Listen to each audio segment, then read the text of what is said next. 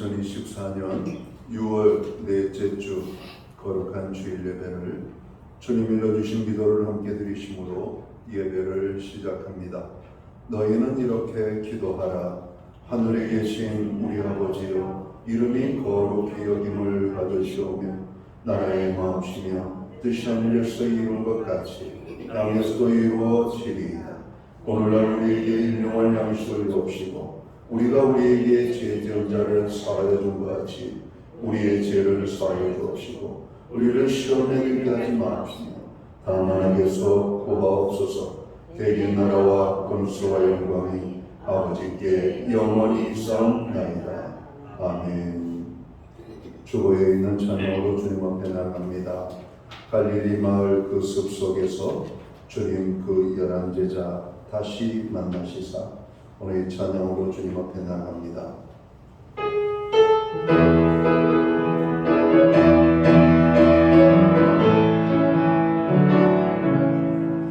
갈릴리 마을 그 숲속에서 주님 그 11제자 다시 만나시사 마지막 그들에게 말씀하시기를 너희들은 나가서 세상으로 가서 제자 삼으라. 세상 모든 사람들은 세상 모든 영혼이에게 하려더니 가서 제자 삼으라. 너의 길을 가르치라. 내가 너희와 항상 함께하리라. 가서 제자 삼으라. 가서 제자 삼으라. 세상 모든 사람들은 세상 모든 영혼이 내게 하려더니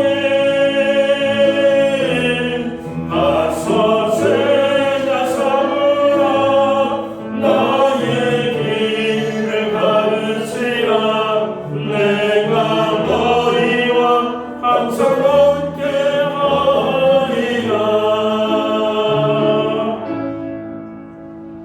교동문 16번 시편 28편 말씀을 한 절씩 교독합니다. 여호와여, 내가 주께 부르짖으오니 나의 반석이여, 내게 길을 막지 마소서. 주께서 내게 잠잠하시며 내가 하나님의 자와 될까하나이다. 내가 주의 지성소를 행하여 나의 손을 들고 주께 부르짖을 때에 나의 강한 수를 들으소서. 악인과 악을 행하는 자들과 함께 나를 끌어내지 마옵소서. 그들은 그 이웃에게 합병하나이다. 그들의 마음에 악독이 있나이다. 그들은 여호와께서 행하신 일과 손으로 지으신 것을 생각하지 아니하므로 여호와께서 그들을 파괴하고 건설하지 아니하시로다. 여호와를 찬송하며 내 강한 수를 들으시로다. 여호와는 나의 힘과 나의 방패이시니 내 마음이 그를 의지하여 구원을 얻었도다. 여호와는 그들의 힘이시여 그의 피를 구원받은 자의 구원의 요새이시로다. 아멘. 자리에 잡석하시겠습니다. 찬송가 15장 찬양. 오늘 이 찬양을 하나님 앞에 영광 돌리고 드려지는 예배를 위하여 최영 목사님 기도하겠습니다.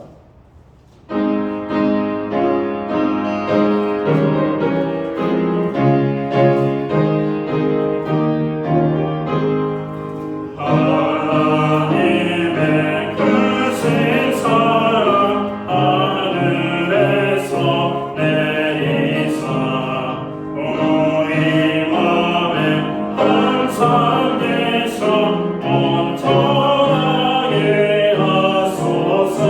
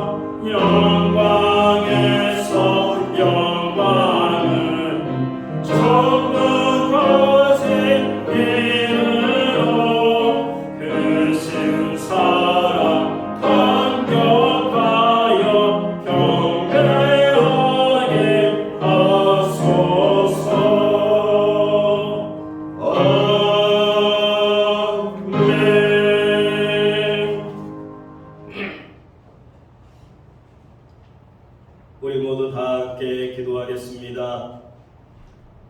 하나님 아버지, 오늘도 예배의 자리에 저희를 불러주시고 인도하여 주신 하나님 아버지께 감사합니다.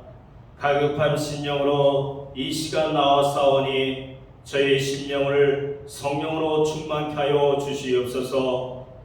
예배를 통하여 오직 하나님만 높임을 받으시기를 원하오니 주님 홀로 영광받아 주시옵기 원합니다. 주님, 날씨가 점점 더워지고 있습니다. 바깥에서 일하는 자들을 하나님 붙들어 주시옵기 원합니다. 열사병에 걸리지 않게 하여 주시옵기 원합니다. 하나님, 성도의 가정들을 붙들어 주시옵기 원합니다. 더운 날씨지만 하나님 앞에 온전히 바로 쓸 수 있는 축복의 삶을 살 수 있도록 우리 성도들을 붙들어 주시옵기 원합니다. 우리 모두가 더욱 겸손함으로 주님의 손에 붙들려 쓰임받는 생명의 공동체가 되게 하여 주시옵기 원합니다. 빚진 자의 마음으로 예수님의 사랑을 땅끝까지 전하는 교회의 사명을 잘 감당케 하여 주시옵소서. 받은 은혜와 축복을 지역사회와 민족에게 향해 흘러보내는 신약교회가 되게 하여 주시옵기 원합니다. 하나님 아버지, 모든 것을 주님께 맡기고 간구하는 심령마다 만나주시고 고통에서 자유함을 얻고 기쁜 마음으로 주님을 찬양할 수 있도록 축복하여 주시옵소서. 이 시간 담임 목사님께서 말씀 전하실 때 권능 손으로 붙들어 주시고 항상 목회 위에 성령이 보호하시고 동행하여 주시옵소서. 선포되는 말씀을 통하여 진정한 예배가 살아 숨쉬는 교회가 될 수 있도록 인도하여 주시옵소서. 오늘 예배를 위하여 섬기는 모든 분들에게 함께하여 주시옵기를 원하며 예수 그리스도의 이름으로 기도드립니다. 아멘.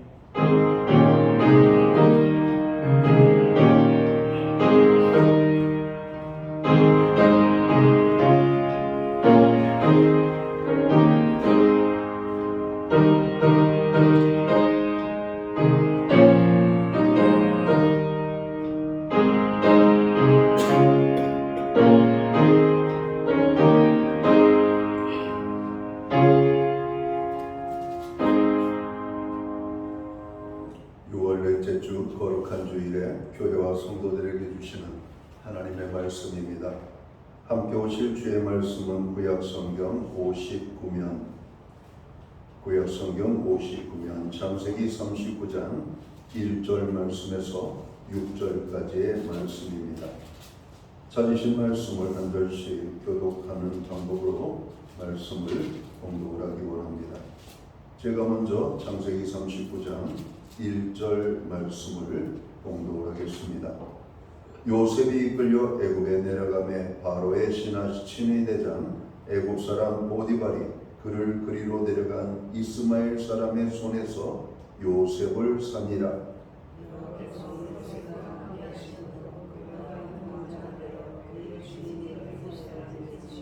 그의 주인이 여호와께서 그와 함께 하심을 보며 또 여호와께서 그의 범사에 형통하게 하심을 보았더라.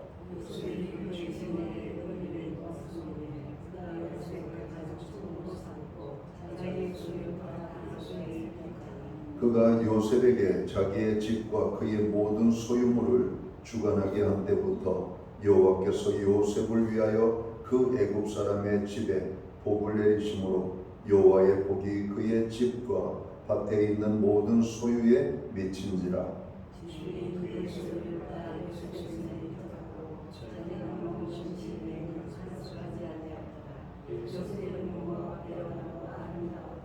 아멘.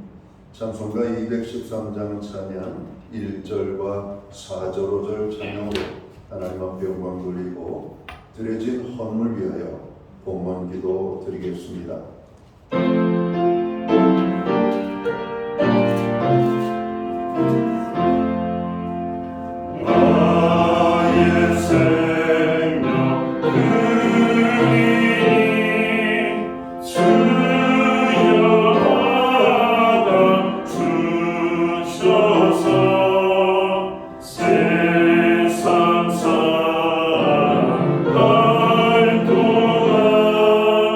서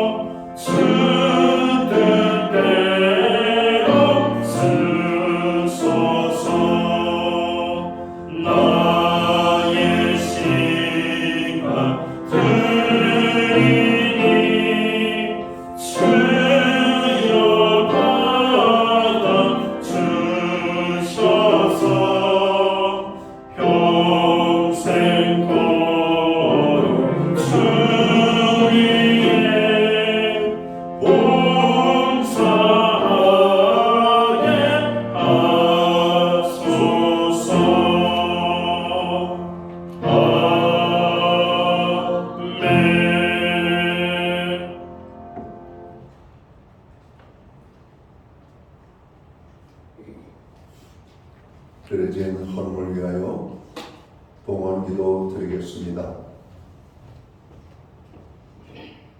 만복의 근원이 되시는 창조주 여호와 하나님 아버지, 오늘 우리에게 거룩한 복된 성례를 허락하시고 이 날을 기억하게 하시며 원근 각지에 흩어져 살던 주의 백성들을 불러 모으사 한자리에 모이게 하시고 예배함으로 영광을 돌리며 나아가게 하심을 감사합니다. 하나님 아버지, 오늘 우리가 드리는 신령과 진정으로서 나아가는 이 예배를 통하여 영광을 받아 주옵소서. 예배의 자리에 나아가는 주의 백성들 한 사람 한 사람을 기억하시고 놀라운 은혜와 축복으로 역사해 주시기를 원합니다. 하늘의 문을 열어주시고 놀라운 하나님의 함께하심의 역사가 저들의 삶의 필요를 따라 아름답게 임하게 하여 주옵소서. 무엇보다도 예배의 감격과 기쁨이 넘쳐나게 하시고 예배를 통하여 지친 우리의 심령과 삶이 회복되어지는 놀라운 은혜가 임하게 되기를 소원합니다. 지난 한 주간 주께서 베풀어 주시는 은혜를 따라 열심히 수고하여 많은 열매를 걷게 하심을 감사합니다. 베풀어 주신 은혜를 감사하며 오늘 정성된 헌물로 봉헌의 헌물을 올려드립니다. 11조의 예물로 각종 제목의 감사의 예물로 목적성 헌물들과 주일헌금으로 주님 앞에 드립니다. 드려진 모든 손길들을 기억하여 주시옵소서. 그 손길들을 받아 주시옵소서. 그 드린 손길들을 축복하여 주시옵소서. 하늘복 내려주시고 땅의 복으로 풍성케 하시며 영육간에 강건함을 주시고 부르짖어 간구하는 모든 기도에 응답을 주시며 손대는 모든 일들과 발로 밟는 그 지경을 넓혀주시고 많은 열매가 맺혀지게 하여 주옵소서. 가정에는 화목을, 우리의 일터와 산업과 기업 위에는 풍성의 축복을, 선물로 주신 자녀의 삶 속에는 하나님 함께하심과 동행하심으로 인한 귀한 간증의 고백이 넘쳐나게 하여 주옵소서. 하나님의 은혜가 아니면 살 수 없음을 고백합니다. 우리가 여기까지 올 수 있었던 모든 것이 주의 은혜였음을 다시 한번 고백하며 감사합니다. 우리의 기도에 또한 응답해 주심을 감사합니다. 특별히 교회의 모든 중보 기도를 주님 들으심을 감사합니다. 나라와 민족을 위하여, 교회와 성도들을 위하여, 또 아버지 하나님 지쳐있는 연약한 형제 자매들을 위하여, 자신과 가정과 자녀들을 위하여 주님 앞에 간구하오니 주님 부르짖는 모든 기도들 들어주시옵소서. 특별히 고난 중에 있는 자들을 찾아가 만나주시고 저들의 형편을 살피시고 주님 부어주시고 채워주시고 치유해 주시고 어루만져 주시며 저들을 세워주시기를 간절히 소원합니다. 하나님, 6월은 호국보훈의 달입니다. 나라를 위하여 목숨을 바친 고귀한 숭고한 그 생명들을 기억하며 감사하는 저희들이 되게 하시고, 나라가 많이 혼란한데 오늘 이 땅을 회방하는 어둠의 악한 것들은 다 소멸되게 하시고 하나님을 사랑하는 충성된 하나님의 백성들로 인하여 나라가 평안하고 강건하고 부강할 수 있도록 인도하여 주시옵소서. 오늘도 교회는 나라와 민족을 위하여 기도합니다. 나라의 많은 어려운 문제들 주님 도우심으로 말미암아 해결되어져서 이제는 소망이 넘치는 나라, 기쁨이 가득한 백성들이 살기 좋은 복된 나라를 이룰 수 있도록 인도하여 주옵소서. 특별히 믿음의 가정들을 기억하시고 저들의 모든 삶을 주님 주관하여 주시옵소서. 하나님, 오늘 예배의 자리에 부르심을 감사합니다. 함께하지 못하는 많은 백성들이 있습니다. 있는 것 가운데서 예배하는 하나님의 자녀들 되게 하여 주옵소서. 유학 중에 있는 자녀들, 참으로 외국에 거주하는 자녀들, 군 복무 중에 있는 자녀들, 병상에 입원 중에 있는 자녀들, 출타 중에 있는 자녀들, 피치 못해 예배의 자리에 함께하지 못하는 지능 많은 연약한 자들, 오늘 거룩한 주일을 기억하며 아버지 하나님 예배에 힘쓰는 하나님의 사람들 되게 하여 주옵소서. 우리에게 드릴 수 있는 환경과 믿음으로 드리게 하심을 감사합니다. 드려진 예물 세운되는 곳에 주님의 영광이 나타나고 하나님의 나라 확장을 위하여 쓰여지며 주님의 복음이 땅끝까지 전파되는 일에만 아름답게 사용되게 하여 주시옵소서. 드려진 모든 손길들, 또 주님을 섬기는 모든 봉사자들 한 사람 한 사람 위에 주님 예비하신 만복의 축복으로 복 주시옵소서. 이 모든 말씀을 우리 구주 예수 그리스도의 이름 받들어서 감사드리옵고 봉헌기도 드리옵나이다.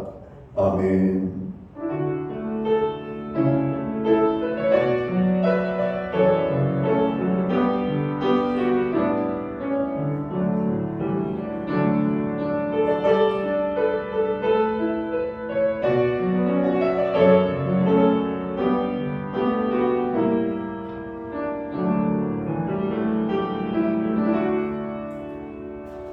지난 한 주간은 많이 더웠습니다. 무더운 더위와 싸우시느라고 고생 많으셨습니다. 오늘 복된 주일에 여러분 참여하심을 감사합니다. 환영합니다. 교회 오랜만에 나오신 분들을 환영하고 또 가정에서 이 예배 영상으로 참여하는 한 분 한 분을 환영하고 축복합니다. 우리 옆에 계신 분들, 앞뒤에 계신 분들, 또 우리가 그분들을 응원하고 축복하는 사랑의 인사를 손을 흔들며 함께 나누도록 하겠습니다. 반갑습니다. 축복합니다. 주의 은혜가 함께하는 복된 예배의 자리가 되기를 간절히 소원합니다. 오늘 또 영상으로 예배드리는 모든 분에게도 주의 은혜가 임하기를 원합니다. 예배 회복이 삶의 회복입니다. 힘들고 어렵지만 항상 예배에 힘쓰는 저희들이 되시기를 바랍니다. 교회 중보기도에 늘 함께 해주셔서 감사합니다. 6월은 고국보훈의 달입니다. 나라를 위하여 여러분 짧은 시간이라고 시간을 내어서 여러분 기도하는 여러분들이 되시기를 바랍니다. 세상이 혼탁하고 죄악이 가득한 어두운 세상이 우리의 삶을 지배하고 있습니다. 이런 때일수록 믿음의 사람들은 개인의 경건의 삶을 더 아름답게 삶으로 또 하나님의 영광이 나타나도록 해야 되겠습니다. 예배 후에 각 목장은 목장별로 목장 모임으로 모입니다. 목장 모임은 한 주간의 삶을 나누는 성도의 교제와 기도의 모임입니다. 교회는 매주 수요일마다 온라인 성경 공부를 제공하고 있습니다. 그럼 매주 여러분에게 아마 그 성경 공부 링크가 보내질 텐데요. 한 10분 정도에서 15분 정도면은 대부분 다 공부할 수 있는 것이니까 시간을 내어서 꼭 성경 공부에 참여하시면 좋겠습니다. 금주는 17과 성령의 충만에 대해서 여러분 공부를 하도록 합니다. 다음 주는 주님의 몸과 피에 참여하는 성찬 예식이 있습니다. 1부, 2부 동일하게 성찬 예식을 진행하니까 여러분 어느 예배든지 참여하시면 되겠습니다. 특별히 성찬에 여러분 합당한 마음의 준비를 하고 참여해 주시기를 부탁을 드립니다. 우리 교회 이상희 권사님 자녀들 오늘 장혁진 집사님, 장영준 집사님이 주최하는 여러분 성남 아트센터에서 여러분 행하는 공연이 있습니다. 누가 이 사람을 모르시나요? 라고 하는 아주 큰 대작 공연문을 올렸는데요. 이번 금주 이제 목요일부터 첫 회가 시작되어서 7월 7일까지 여러분 진행이 됩니다. 여러분 특별히 부모님들 초대해서 관람을 하시면 좋겠고요. 또 많은 지인들이 함께 또 소문을 내서 오늘 이 공연에 참여하심으로 여러분들이 축복된 시간이 되고 또 우리 그 제네시스 아트 여러분 리더가 되는 우리 장용진 집사님, 장혁진 집사님이 또 하나님의 함께하심을 경험할 수 있도록 그런 기도해 주시면 좋겠습니다. 교회는 새벽 예배는 주중 새벽 5시 30분, 수요 예배는 수요일 오전 11시에 예배를 드리고 있습니다. 예배에 적극적으로 참여하시고 또 이 예배의 시간을 전도의 기회로도 여러분 사용하시면 좋겠습니다. 기타 다른 교회 소식은 주보를 참고해 주시고요. 여러분 기도할 때마다 교회를 위하여 기도해 주시기를 부탁을 드립니다. 오늘 우리는 구약성경 창세기 39장 1절에서 6절까지의 말씀을 봉독을 했습니다. 이 말씀을 중심으로 요셉과 같은 삶을 삽시다 라는 제목을 가지고 함께 은혜의 말씀을 나누고자 합니다. 오늘 본문을 보면 하나님께서 요셉을 통해 역사를 이루어 가시는 것을 볼 수가 있습니다. 원래 인간적으로 보면 요셉은 참으로 불쌍하고 안 된 사람입니다. 어려서 일찍 어머니를 잃었습니다. 또한 어릴 때부터 형제들의 미움과 시기와 질투를 받았죠. 요셉은 아버지의 심부름으로 들에서 양들을 치는 형들에게 오늘 찾아갔다가 형들에 의해 억울하게 죽임을 당할 뻔하였다가 겨우 목숨을 부지합니다. 그러나 형들은 결국 미디안 상인들에게 은 20냥을 받고 노예로 팔아버리죠. 그리고 미디안 상인들은 애굽의 바로 왕의 경호실장인 보디발의 집에 종으로 팔려갑니다. 오늘 우리가 읽은 본문의 내용이 바로 그 내용이죠. 보디발의 집으로 팔려간 요셉, 그 요셉의 이야기로부터 오늘 이야기는 시작이 되는 겁니다. 자, 종으로 팔려간 요셉은 보디발의 집에서 잘 지내는가 했는데 그만 억울하게 누명을 쓰고 또 감옥에 갇히게 되죠. 이렇듯 요셉에게는 다른 사람들에게 영향력을 미칠 수 있는 어떤 조건과 환경도 가질 수가 없었습니다.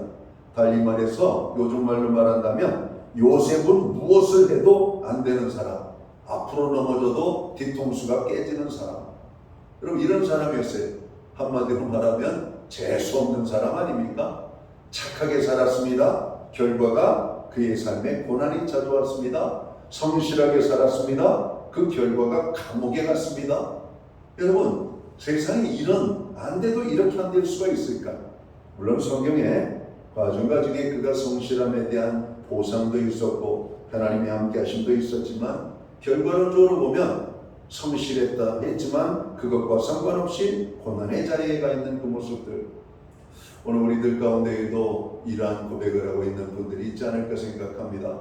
열심히 살았는데, 열심히 공부도 했는데 왜 내 인생이 이렇게 안 풀릴까? 보는 시험들마다 다 떨어지고 여러분 도전하는 것들마다 안 되고.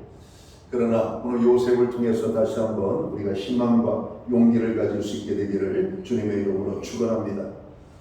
자, 이렇듯 오늘 요셉은 안 되는 사람처럼 보였지만 오늘 성경은 하나님께서 요셉을 귀하게 들어 쓰셨다라고 성경은 말씀하고 있잖아요. 요셉은 자유를 박탈당한 종의 신분으로 감옥까지 들어갔던 죄수였습니다. 그럼에도 불구하고 요셉은 가는 곳들마다 많은 영향력을 미쳤다는 겁니다. 5절의 말씀을 볼까요? 그가 요셉에게 자기 집과 그 모든 소유물을 주관하게 한 때부터 여호와께서 요셉을 위하여 그 애굽 사람의 집에 복을 내리심으로 여호와의 복이 그의 집과 밭에 있는 모든 소유에 미친지라 이렇게 말씀합니다. 요셉은 종입니다. 보디발은 종인 요셉을 가정종으로 삼고 자기가 먹는 음식물 외에 기타 모든 살림살이를 요셉에게 맡겼습니다.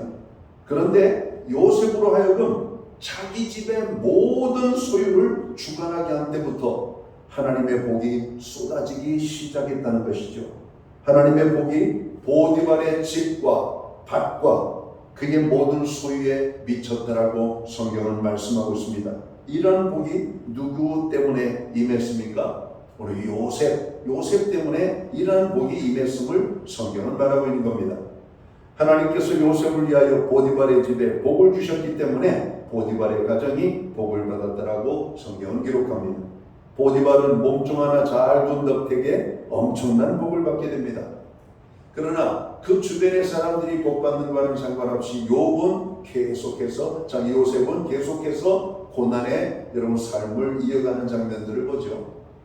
아버지의 착한 아들 중에 한 사람이었고 자녀들 가운데 제일 착한 아들이었지만 형들의 시기와 질투와 미움을 받았고 죽일 뻔하다가 겨우 목숨을 살렸지만 사느니만 못한 애굽의 노예상에게 팔려가서 노예의 신세로 전락하게 되었습니다. 그러나 그가 가 있는 곳들마다 그 주변의 모든 사람들은 여러분 복을 받았음을 말씀하고 있습니다. 나중에 형들도 요셉으로 인하여 복을 받습니다. 아버지도 요셉으로 인하여 복을 받고 요셉을 만난 모든 사람들은 복을 받는 이런 역사들이 나타나는 것을 우리가 성경을 통해서 보게 됩니다. 자, 요셉은 억울하게 감옥에 갇힐 때도 있었습니다. 자, 23절을 봅니다. 오늘 창세기 39장 23절에 보면 간수장은 그의 손에 맡긴 것을 무엇이든지 살펴보지 아니하였으니 이는 여호와께서 요셉과 함께 하심이라. 여호와께서 그를 범사에 형통하게 하셨더라 이렇게 말씀합니다. 옥사장은 감옥의 모든 재반 업무를 요셉에게 일임을 그리고 그는 전혀 감옥의 일에 신경을 쓰지 않았어요. 그런데도 자신이 직접 감옥을 관장할 때보다 요셉에게 맡긴 그때가 더 모든 일이 술술술술 여러분 잘 진행이 됐다라고 하는 말입니다. 모든 일이 형통케 되었다. 요셉은 참으로 어디를 가든지 여러분 사랑받는 사람이었던 것 같아요. 그러나 고난도 함께 받았던 사람입니다. 누구의 덕분이었습니까? 이런 결과가 우리 요셉 때문이라고 성경은 말합니다. 요셉으로 하여금 오늘 애굽에 여러분 왕궁에 있는 여러분 감옥의 옥사장까지도 복을 받았다 이렇게 말합니다. 이뿐이 아닙니다. 요셉이 애굽 총리 대신에 올라 여러분 애굽의 정치에도 여러분 참여하게 되죠. 애굽 백성들은 바꿈지 아니하고 7년 6년을 잘 극복할 수가 있었습니다. 누구 때문에? 바로 요셉 때문에. 요셉으로 인하여 그의 가족 야곱과 더불어 그의 형제들과 많은 조카들 그리고 형수들 여러분 그 집안 식구 70여 명이 극심한 여러분 흉년과 가뭄을 무사히 이길 수 있었다고 성경은 기록합니다. 자, 이와 같은 사실을 통해서 알 수 있는 것은 요셉은 가는 곳마다 축복을 가져오는 사람이었습니다. 그러나 자신에게는 많은 고난이 함께 참여했던 것을 보게 되죠.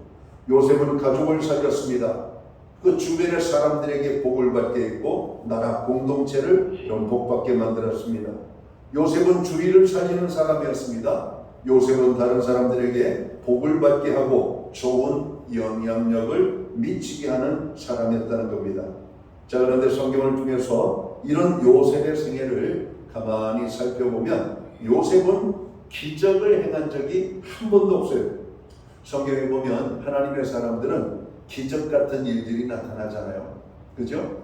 아브라함에게도 오늘 이렇게 엘리야에게도 그리고 다윗에게도 다니엘에게도 그리고 선지자 여러분 많은 사람들에게 하나님이 함께하는 사람들에게는 기적이 나타났습니다.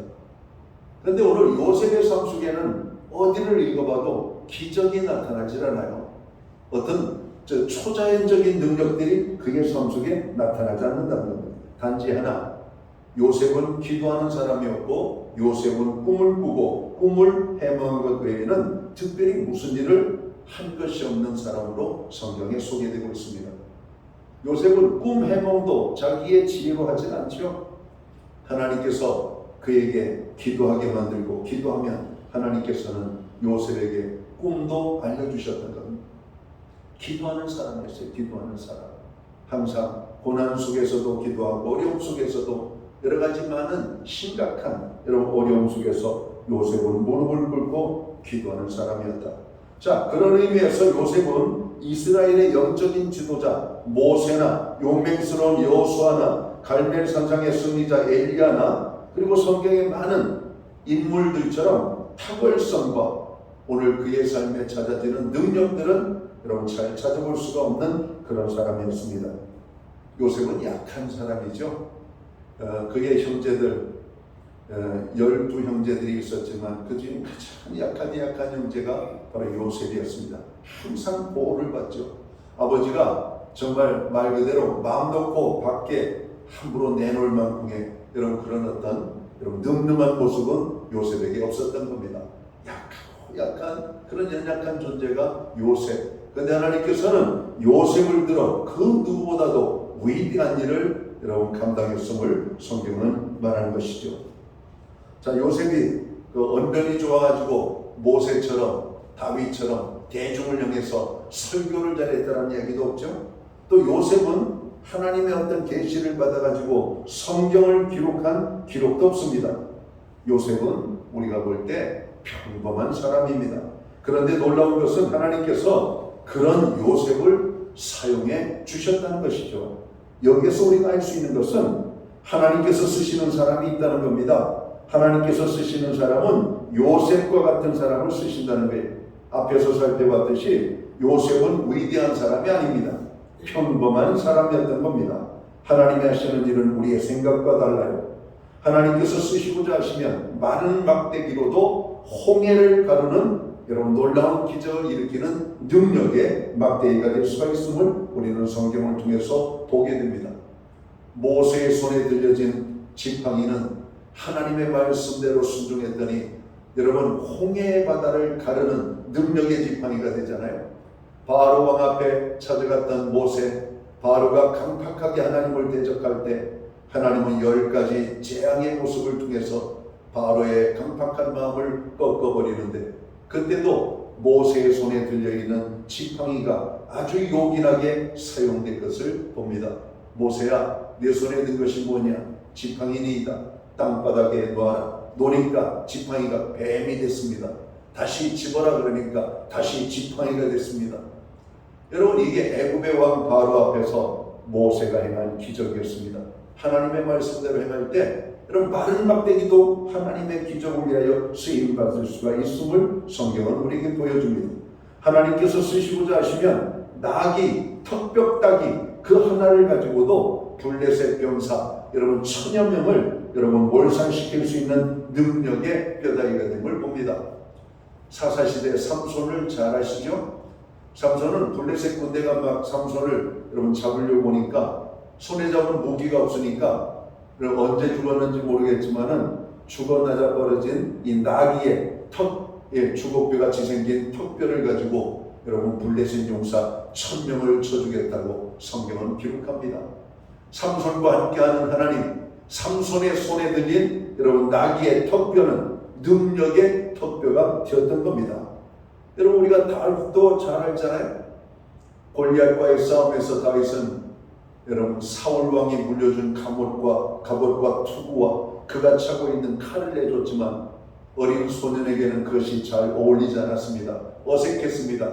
여러분 뭔가 여러분 불편했어요. 그러니까 이 다윗은 그 모든 것을 다 내려놓고 여러분 양들을 칠 때 입었던 가벼운 여러분 가죽옷을 입고 그는 평상시처럼 물맷돈 5개를 가지고 골리앗을 향해서 가잖아요. 다윗의 손에 들린 그 물맷돌, 하나님의 능력이 다윗과 함께하고 그 물맷돌에 여러분 임하게 될 때 쏘아올린 물맷돌에 골리앗이 여러분 맞아서 여러분 쓰러지는 그런 놀라운 승리를 경험하게 되는 것을 보게 됩니다. 자, 이렇듯 하나님께서 쓰시는 것은 아주 평범한 것들을 쓰십니다. 성경에 보면 우리 예수님께서 기사와 이적을 행할 때 여러분 엄청난 것을 쓰지 않았잖아요. 여러분 오병이어 여러분 5,000명이 배불리 먹고 남은 오병이의 사건, 어린아이가 예수님 앞에 내놓은 보리떡 5개와 물고기 2마리를 가지고 하늘을 우러러 축사하실 때 여러분 놀라운 기적을 행했던 것을 봅니다. 향유값을 깨뜨린 한 여인을 통해서 하나님의 큰 영광을 나타내신 주님, 예수님의 예루살렘 입성에 어린 나귀 새끼를 내어주셔서 그 나귀 새끼를 타고 들어게 하시는 가운데 성경의 하나님의 말씀이 성취되게 하는 사건들, 여러분 평범하고 일상적인 언제 어디서나 누구에게라도 있을 수 있는 그런 어떤 사건과 일들을 가지고 주님은 기사와 이적과 하나님의 능력을 만들어냈음을 보게 됩니다. 여러분의 일상의 삶 속에서도 하나님의 능력이 나타날 수가 있고 오늘 우리의 일상 속에 삶 속에 사는 우리들을 통해서 하나님이 우리를 들어 쓰시는 가운데 하나님의 영광이 오늘 요셉과 같은 삶으로 나타날 수가 있음을 오늘 성경은 말씀하고 있습니다. 하나님께서는 우리가 생각지도 못한 사람을 뽑으시고 하나님의 일꾼으로 삼으십니다. 야곱과의 서중 누구를 족장계보에 들게 했습니까? 차자 야곱이었다라고 성경은 말합니다. 여러분 유대 사회에서는 장자를 선택하는 것이 일반적인, 그러나 하나님께서는 생물학적인 장자가 아닌 영적인 장자, 바로 차자였던 야곱을 여러분 아브라함의 뒤를 잇는 여러분 가계의 여러분 족장으로 하나님이 택해 주셨다는 것이죠. 오늘 다윗을 선발할 때도 여러분 보잖아요. 선지자 사무엘이 이새의 집으로 갑니다. 하나님께서 그의 집으로 가서 왕으로 세울 자가 있으니까 기름을 부으라고 찾아갔던 것이죠. 이새에게는 8 아들이 있었는데 그 8 아들 중에 7 아들은 장대합니다. 외모가 탁월합니다. 누가 봐도 야, 이 사람 정말 큰일 할 사람이다. 뭔가 한 자리 해먹을 사람이다. 이런 사람입니다. 세상적으로 보면. 근데 하나님께서는 이세 그 모든 일곱 아들들을 다 물리쳤어요. 야, 이 사람이 내가 선택한 사람 아니야. 여러분, 사무엘을 볼 때마다 하나님이 과연 이 사람을 택하셨구나 하고 기름을 부으려고 하면 하나님이 아니다. 그 사람 아니야.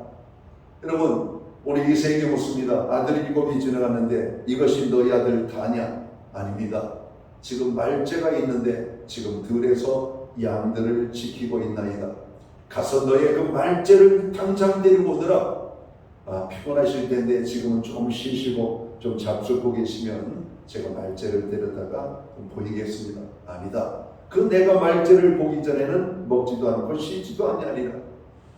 아버지 이새는 들에서 양을 치고 있는 다윗을 급하게 데려왔습니다. 그 사무엘이 보니까 뭔가 나이는 어려 보이고 연약하게 보이지만 뭔가 있어요. 하나님이 말씀하십니다. 바로 그 사람이다. 그 사람에게 기름을 부으라고 말합니다. 그래서 하나님이 하시는 유명한 말씀이 있잖아요. 사람은 외모를 보거니와 하나님은 그 사람의 중심을 보시느니라. 이런 요셉과 다윗에게 있었던 중심은 무엇일까? 우리 하나님께서 왜 요셉을 들어 쓰셨고 다윗에게 그토록 큰 사랑과 은혜를 베풀어 주셨을까? 몇 가지 요소가 있는 것이죠. 첫째는 하나님의 택하심입니다. 하나님의 택하심. 여러분, 우리가 세상에 많고 많은 사람들 가운데 우리를 먼저 택하여 구원해 주신 것, 여러분 무슨 특별한 능력이 있어서 먼저 구원받았습니까? 그거 아니잖아요. 하나님의 선택이죠. 하나님이 저를 선택하신 것처럼 여러분을 선택하시죠. 하나님의 선택을 받을 때 우리는 평범 그 이하도 이상도 아닌 연약한 존재들 아닙니까? 그냥 죄악 가운데 헤매이는 인생, 어둠 속에서 방황하는 인생, 하나님 없이 목적 없이 살 수밖에 없는 그런 인생들, 하나님을 만나 하나님 그 은혜 속에서 선택을 받고 여러분 우리가 구원함을 얻었다는 겁니다. 여러분, 하나님의 택함을 받은 사람들에게 하나님의 사명을 주시고 하나님이 저와 여러분들을 구원하신 목적이 있습니다. 먼저 하나님의 나라에 참여시키기 위해서 우리 같은 자들을 택하여 주셨다는 것. 평범한 사람들을 택해 주셨습니다. 거기에는 젊은 사람들만 택한 게 아니에요. 남자만 택한 게 아닙니다. 부자를 택한 게 아니에요. 능력 있는 사람 택한 게 아닙니다. 어린아이도 택함을 받았고 연세가 높으신 분도 택함 받았고 가난한 자도 택함 받았고 배우지 못한 사람들도 택함을 받았습니다. 사도 바울은 그의 서신서에서 이렇게 고백하잖아요. 하나님이 우리와 같이 연약한 자들을 택하사 강한 자들을 부끄럽게 하시고 우리같이 미련한 자들을 택하사 지혜로운 자들을 부끄럽게 하시며 없는 자들을 택하사 있는 자들을 부끄럽게 하시는 하나님이시다. 여러분, 나귀의 턱뼈 마른 나뭇가지 하나, 여러분 이것이 무슨 능력이 있겠습니까? 그럼 하나님께서는 그것을 가지고 놀라운 일들을 행하셨음을 말씀합니다. 이것이 바로 전능자 하나님이십니다. 이것이 능력자 하나님이십니다. 하나님이 힘 있는 자들만 쓰신다면 그 힘 있는 사람 가지고 그걸 못하나? 철방망이 가지고 그것도 못 깨부수나? 여러분 우리가 말할 수 있을 겁니다. 그러나 연약한 자들을 통해서 해나가신 하나님 앞에 사람들은 그저 입만 벌릴 뿐이죠. 하나님이시다는 겁니다. 하나님은 그러한 하나님이십니다. 약한 자들을 택하시고 그들을 통해서 영광을 받으시기 원하시는 분. 하나님의 손에 붙잡혀 쓰임받는 인생들이 대부분 그런 사람들이었다는 겁니다. 예수님의 12제자를 보면 12제자 중에 여러분 술 많은 제자가 별로 없잖아요. 다 갈릴리 출신이고 대부분. 거기에 조금 먹물을 먹었다라고 하는 사람, 여러분 마태가 있죠. 그는 그 당시 세무장이었죠. 여러분 로마를 위해서 일하던 사람이었단 말이에요. 예수님의 제자들 갈릴리 호수에서 여러분 그물을 가지고 물고기를 잡던 사람들입니다. 평생에 어부로서 사는 사람들 대다수가 그래요. 여러분 연약한 자들을 하나님이 택하여 부르셨음을 우리가 보게 됩니다. 그리고 그들을 통해서 하나님의 복음에 여러분 주역들이 되게 하셨던 것을 봅니다. 여러분, 하나님이 일하시는 방법은 우리의 생각과 완전히 달라요. 하나님께서 쓰시고자 원하시면 누구라도 들어 쓰실 수 있는 하나님의 능력이 오늘 우리에게 여러분 주어지면 여러분 놀라운 일들을 행하게 된다는 겁니다. 오늘 이세 아들 막내 다윗에게 하나님께서는 기름을 부으셨고 그를 사울 왕을 잇는 이스라엘의 2대 왕으로 세워지는 그 장면들을 보게 됩니다. 바로 이세 아들 막내였던 것입니다. 이런 선지자 아모스 같은 경우는 어떤 사람이냐면 양을 치는 목동일 뿐만 아니라 뽕나무를 재배하는 그런 시골 상농사꾼입니다.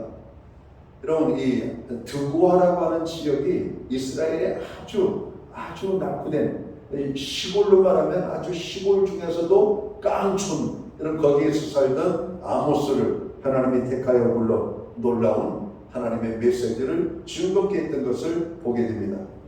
하나님께서 지극히 평범한 자들을 부르시고 그들을 통해서 선한 역사를 만들어 가시는 하나님이시라고 말씀합니다. 그러므로 하나님께서 쓰시고자 하면 어느 누구라도 위대한 역사를 일으킬 수 있는 하나님의 사람이 여러분 될 수가 있음을 성경은 말씀합니다. 하나님께서는 능력이 많은 사람도 쓰실 수 있으시지만 대부분 평범한 사람들을 쓰신다는 겁니다. 하나님께서는 평범한 사람들을 통해서 하나님의 능력을 나타내시는 줄 믿습니다. 사랑하는 성도 여러분, 오늘날에도 하나님께서는 엘리야와 같은 요셉과 같은 사람을 찾으십니다. 그리고 그 평범한 사람들을 통하여 역사하십니다. 목사님, 엘리야가 평범한 사람이라고요? 제 말이 아니고 성경에 평범한 사람이라고 말하고 있는데요. 야고보서에 뭐라고 말하고 있습니까? 엘리야는 우리와 같은 사람이로되 이렇게 말합니다. 여러분, 엘리야는 놀라운 일들을 행하잖아요. 기사와 이적, 능력을 여러분 엄청나게 많이 여러분 펼쳤습니다. 마술사가 마술쇼를 한 것처럼 어마어마한 일들을 엘리야가 했습니다. 그런데 여러분, 성경은 엘리야를 우리와 같은 사람이라고 말하고 있습니다. 우리와 똑같은 사람이지만 엘리야는 간절히 기도함으로 말미암아 비가 오지 않아서 가물었던 그 땅에 비를 내리게 하는 능력의 사람이 되었다라고 성경은 말씀합니다. 여러분, 요셉도 평범한 사람입니다. 그러나 평범했던 요셉이지만 꿈을 회복하기 위해서 그는 하나님 앞에 무릎을 꿇고 기도합니다. 기도를 하니까 하나님께서 꿈을 보여주시는 겁니다. 꿈에 회복을 주시는 겁니다. 평범했지만 하나님 앞에 쓰임받았던 대다수의 사람들은 공통점을 가지고 있습니다. 그들은 하나님이 자기를 택하신 것을 알았고 그는 하나님을 사랑하는 삶을 살았고 기도하는 사람이었다라고 하는 사실을 성경은 말해주고 있다는 겁니다. 평범하지만 하나님께 쓰시는 사람은 누구인가? 우리같이 평범한 사람인데 어떤 평범한 사람인가? 하나님이 나를 구원해 주셔서 구원의 기쁨과 감격 속에 살고 있는 사람, 그리고 구원받은 하나님의 그 사람들이 하나님을 사랑하는 삶을 살아가는 사람, 항상 하나님의 은혜를 생각하며 무릎을 꿇고 기도하는 사람이었다라고 하는 말씀입니다. 또 하나가 있다면 그는 하나님께서 그들에게 맡겨주신 작은 일, 일상의 삶 속에서 그가 행하는 아주 작은 일, 그 맡은 일에 충성을 다했던 성실한 사람이라고 하는 겁니다. 자, 요셉은 형들에게 여러분 죽임을 당할 뻔하다 애굽의 노예성에게 팔려갔죠. 노예로 팔려간 이 요셉은 낙마하거나 좌절하고 인생을 자포자기하는 마음을 가지고 여러분 산 사람이 아니라 주어진 환경 속에서 맡겨진 그 일에 성실했다라고 말씀합니다. 그때 그 주인이 요셉 가운데 함께 하시는 하나님의 역사를 보았다는 겁니다. 사랑하는 성도 여러분, 예수 믿고 구원함을 얻은 하나님의 사람들은 어디에 있든지 영향력을 나타내는 삶을 살 수밖에 없습니다. 왜? 그는 하나님을 드러내는 삶을 살기 때문에. 무엇이 하나님을 드러내는 겁니까? 꼭 내 입으로 하나님을 믿는다라고 하는 얘기를 하지 않아도 다른 사람들은 다 부정직하고 불성실한데 항상 정직하며 성실한 모습으로 사는 겁니다. 야, 저 사람은 참 어찌 보면 골동품 같은 사람이 어떻게 저렇게 살 수가 있지? 아, 저 사람 교회 다니는 사람이래. 하나님 믿는 사람이래. 내가 내 입으로 하나님을 말한 적도 없고 내가 내 입으로 어떤 것을 강조한 것도 없지만 사람들은 우리를 바라볼 때 그렇게 보는 겁니다. 아, 저 사람은 하나님이 지키시는 사람이구나. 아, 저 사람은 하나님이 함께하는 사람이구나. 오늘 이 요셉의 주인이었던 보디발도 그것을 알아봤다라고 말합니다. 자, 창세기 39장 2절을 봅니다. 여호와께서 요셉과 함께 하시므로 그가 형통한 자가 되어 그의 주인 애굽 사람의 집에 있으니 그의 주인이 여호와께서 그와 함께 하심을 보며 또 여호와께서 그의 범사에 형통케 하심을 보았더라. 여러분, 요셉의 주인이 요셉을 보고 알았다는 겁니다. 그는 히브리 사람이요 하나님이 함께하는 사람이구나. 하나님이 저를 축복하사 형통케 하시는 은혜가 있구나. 그 사람에게 오늘 요셉의 주인은 모든 것을 맡겼습니다. 그에게 맡기는 순간부터 그의 삶의 모든 문제들이 해결이 되어지고 형통케 되어졌다라고 말씀합니다. 사랑하는 성도 여러분, 하나님이 쓰시는 평범한 사람은 하나님의 택함 받음을 알았습니다. 기도의 삶을 살았습니다. 오늘 그는 항상 하나님 앞에 여러분 하나님을 드러내기를 힘썼고 오늘 자기에게 주어진 작은 일이라도 여러분 그 일을 소홀히 하지 아니하고 최선을 다하여 성실하게 그 일을 감당했다라고 하는 특징들이 있습니다. 성도 여러분, 네덜란드 하면은 생각나는 사람이 있습니까? 월드컵 2002년 우리나라 월드컵이 있었던 그 이전과 이후로 나눠진다고 해요. 여러분, 월드컵 이전에 히딩크라고 하는 사람을 우리가 알기 전에는 어떤 사람을 압니까? 여러분, 네덜란드는 그 국토가 대부분 해수면보다 낮은 여러분 땅으로 여러분 형성이 되어 있습니다. 그래서 제방이 많은 나라죠. 제방이 많은 나라. 그래서 이 해수면보다 낮은 땅을 지키기 위해서 제방을 쌓아가지고 땅을 보호하고 그 농사를 짓고 살아가는 나라가 네덜란드. 한 소년이 제방을 걸어가는데 여기서 물소리가 졸졸졸졸 납니다. 물소리가 나는 것을 보니까 제방의 작은 구멍에서 물이 새어나오고 있는 겁니다. 소년이 제방이 무너지면 마을 사람들에게 큰 피해가 닥칠 것을 알았기 때문에 자기의 손을 집어넣어서 물이 새어나오는 제방의 구멍을 막았습니다. 그리고 그 제방을 지켜내고 마을을 구했습니다. 그래서 이 소년은 마을을 구한 소년이라고 네덜란드에 가면은 여러분 동상들이 세워졌다는 겁니다. 이게 진짜로 있었던 일인지 아닌지는 모르겠어요. 그러나 제방이 많은 나라이기 때문에 그런 일이 있었을 것이라고도 생각이 됩니다. 자, 그래서 이 사건은 어디까지 발전됩니까? 네덜란드 사람들은 애국하는 사람들이 많은 나라. 여러분, 우리가 오늘 나라가 여러 가지 많은 힘들고 어려운 일들로 인하여 여러분 많은 걱정과 근심거리가 되고 있습니다. 걱정하지 말고 우리가 나라를 위해서 우리가 뭔가를 할 수 있다면 오늘 제방에 작은 새어나는 그 물구멍을 손을 넣고 막은 것처럼 이게 자기 희생을 통해서 마을을 지킨 것처럼 우리가 할 수 있는 것이 무엇일까? 아주 평범하지만 우리가 할 수 있는 일, 그런 것들이 있다는 겁니다.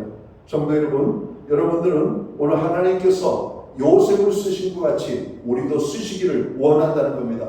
하나님, 저는 하나님 앞에 쓰임받을 만한 아무것도 없는데요, 하나님 무엇을 쓰시겠습니까?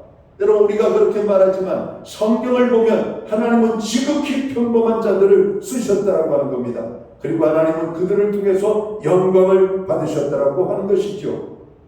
오늘 요셉이 쓰임받은 것처럼 오늘 예배에 참여한 저와 모든 성도들이 하나님 앞에 쓰임받는 하나님의 사람들이 되기 원합니다.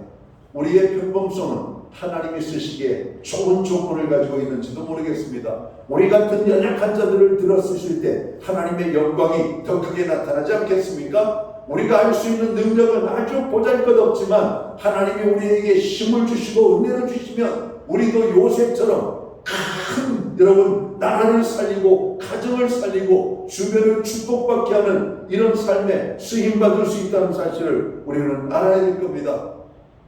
어린 이스라엘처럼 내가 여기 있나이다, 나를 사용해 주옵소서, 나를 보내소서, 이렇게 고백할 수 있어야 되겠습니다. 오늘 우리가 살고 있는 이 시대는 요셉과 같은 사람이 필요한 그런 시대입니다. 하나님께서는 요셉과 같은 사람을 찾으십니다. 공동체 전체를 살리시기 위하여 나와 여러분 같은 평범한 사람들을 하나님이 찾으신다는 겁니다. 하나님의 부르심을 알고 순종할 줄 아는 사람들을 찾는다라고 하는 말씀입니다. 우리가 큰 일, 위대한 일을 하려고 대단한 결단과 여러분 대단한 일들을 행할 필요가 없습니다. 하나님이 오늘 나 같은 자를 구원해 주셨음을 알고 하나님이 나를 왜 구원해 주셨을까? 하나님, 내가 할 수 있는 것은 연약합니다. 다만 하나님만을 사랑하기 원합니다. 매일같이 습관적으로 기도하는 삶을 살기를 원합니다. 기도 중에 하나님의 부르심을 받기를 원합니다. 하나님께서 나를 쓰시는 인생이 되기 원합니다. 그래서 내 가정에 영향력을 주고 내 가정에 복을 끼치는 사람, 우리 교회에 영향력을 주고 교회에 복을 끼치는 사람, 내가 머무는 공동체에 영향력을 주고 그 공동체에 복을 끼치는 하나님의 사람으로 요셉과 같이 내가 쓰임받기를 원합니다. 여러분, 이런 기도를 우리가 하나님 앞에 드려야 될 줄 믿습니다. 요셉은 어디에 있든지 하나님을 드러내었습니다. 요셉은 어디에 있든지 삶의 선한 영향력을 나타내었습니다. 요셉은 어디에 있든지 자기 주변의 사람들이 복을 받게 했다는 겁니다. 예수님께서 이 땅에 오신 목적은 섬김을 받으려 함이 아니라 도리어 섬기려 하고 많은 사람들을 위하여 자기의 목숨을 대속물로 주기 위하여 오셨다라고 말씀합니다. 오늘 저와 여러분들이 오늘 이 자리에 하나님께서 세우신 목적이 있다면 하나님이 쓰시기를 원하시고 하나님이 우리를 통해서 영광을 받으시도록 우리에게 큰 하나님의 능력과 축복을 나타내기를 원하신다는 겁니다. 사랑하는 성도 여러분, 기도하시기 바랍니다. 하나님이 나 같은 자를 쓰시기를 원하신다는 사실을 깨닫게 되기를 원합니다. 오늘 우리가 주님의 찾으시고 부르실 때 주님, 내가 여기 있나이다. 나를 보내소서. 나를 사용해 주옵소서. 오늘 요셉은 하나님 앞에 그렇게 쓰임받을 줄 저는 계획을 세우고 쓰임받은 게 아니잖아요. 어떻게 인생을 흘러가는 가운데 그 가운데 최선을 다했고 그 가운데 기도했고 그 가운데 하나님의 부르심을 통해서 하나님의 영광의 도구로 쓰임받은 것을 보게 됩니다. 엘리야도 그렇습니다. 여러분, 성경의 인물들이 대부분 그렇습니다. 어떻게 쓰임받으려고 그렇게 운명적으로 태어난 것이 아니라 하나님 앞에 성실한 평범한 삶을 살고 있던 자들을 하나님이 택하여 쓰셨다라고 하는 사실입니다. 여러분들도 요셉처럼 쓰임받는 하나님의 사람이 될 수가 있습니다. 그렇게 쓰여지는 저와 모든 성도들이 되시기를 주의 이름으로 축원합니다. 기도합니다. 하나님 아버지, 고맙습니다. 세상은 점점 어두워지고 악해지고 하나님 주님 오실 때가 심히 가까운 때가 되었음을 알게 됩니다. 이런 하나님이 오늘 일할 수 있는 일꾼을 찾으신다라고 말씀합니다. 하나님이 쓰시는 사람은 위대했던 사람이 아닙니다. 능력의 사람들이 아니었습니다. 탁월한 사람들이 아니었습니다. 지극히 평범한 사람들이었습니다. 하나님, 지극히 평범한 오늘 저희들이 하나님 앞에 쓰임받는 인생이 되기 원합니다. 요셉처럼 쓰여지는 삶을 살기 원합니다. 우리를 그렇게 사용하여 주시옵소서. 예수님께 하신 이름으로 기도하옵나이다. 아멘. 자리에서 다 함께 일어나셔서 찬송가 384장 찬양 1절 찬양 드리고 축도함으로 오늘 예배를 마칩니다.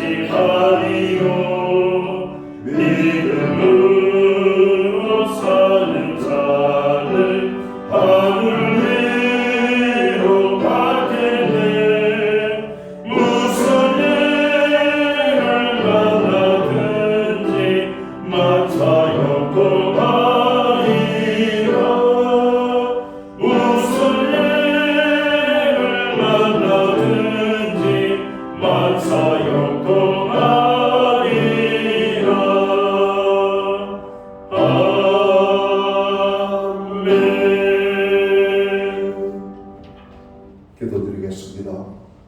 이제는 교회의 머리가 되시는 우리 구주 예수 그리스도의 크신 은혜와 하나님 아버지의 무한하신 사랑하심과 성령님의 감화 감동 교통하시며 늘 함께하여 주시는 역사가 요셉처럼 쓰임받는 인생의 삶을 살기 원하는 우리 예배의 자리에 참여한 하나님의 사람들 머리 위에 저들의 가정 위에 세우신 교회 가운데 이제로부터 영원토록 함께하여 주시옵기를 예수님의 이름으로 간절히 축원하옵나이다. 아멘.